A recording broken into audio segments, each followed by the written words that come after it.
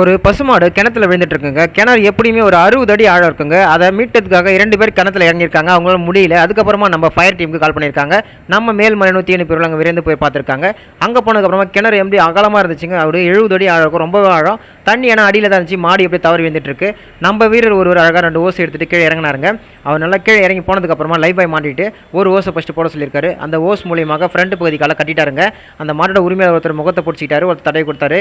உதவி கண்டிப்பாக தேவைப்படும். ஏன்னா மாடு ரொம்பவே பாவம் பதட்டத்தில் இருந்தாலும் ஆக்ரோஷமாக நம்மளை எட்டி உதச்சிடும். ரொம்ப வழியாடு ரிஸ்க்கான பணி. அதுக்கப்புறமா நம்ம வீரர் ஒரு கழிச்சு கட்டிட்டு இன்னொரு ஓசை எடுத்து பின்பக்கம் கட்டிட்டாரு.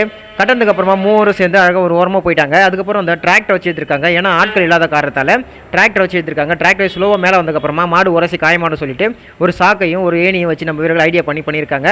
அதுக்கப்புறம் ஸ்லோவாக இழுத்ததுக்கப்புறமா மேலே அழகாக வந்துச்சு அடிப்படாமல். வந்ததுக்கப்புறம் முடிச்சு அழுத்திட்டு அந்த மாட்டை அழுத்திட்டு இருக்காங்க. அங்கே இருந்த மக்கள் எல்லாம் நம்ம நன்றி சொல்லியிருக்காங்க. நீங்களும் ஒரு நன்றியை தெரிவிச்சிருங்க. ரெட் கார்டாக கமெண்ட் பண்ணிடுங்க. வணக்கம்.